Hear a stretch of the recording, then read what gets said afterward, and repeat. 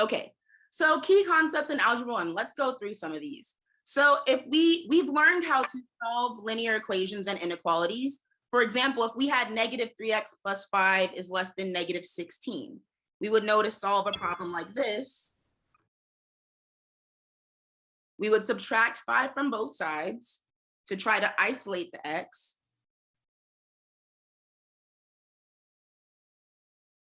And then we would divide both sides by negative 3 to isolate the x. Could I have Bethany tell me what is something that we need to remember to do when we divide by a negative number when we have inequalities? Switch the sign. Switch the sign. Thank you. Was that Aiden? Thank you, Aiden. Yeah. So yeah, switch the sign. Then when we graph linear equations and inequalities, something like y equals 5x plus 1, we would know that we can use the y equals mx plus b format that we used. And so our y-intercept would be 1, and our slope would be 5. So we would go up 5 and over 1. And our line will look something like that. We also learned how to solve systems of equations and inequalities. You guys are probably familiar with, you could use substitution method, elimination method, or you could solve systems of equations by graphing.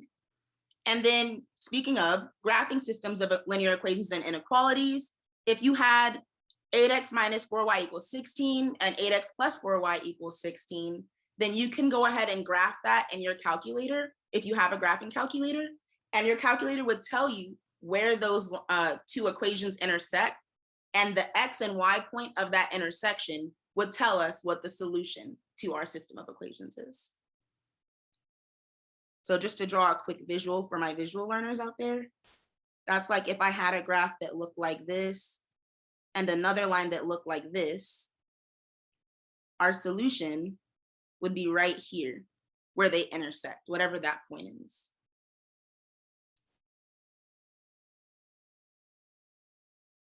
In Algebra 1, you also learned about linear equations and inequalities when you had word problems. So learning, oh, I know how to solve this linear equation, but what if I was given a word problem that made me apply linear equations? And then for basic and exponential growth decay functions, this is something that it depends on the pace of your school. You may have gotten to this and you may have only touched a little bit of it, but we're going to do an example on the next slide covering this. And then laws of exponents, a similar thing, basic operations on polynomials, and solving and graphing basic quadratic equations. So for laws of exponents, that's like if we had, in this example, x cubed times x to the 5th, we would know that since they have the same base, we want to add the exponents together.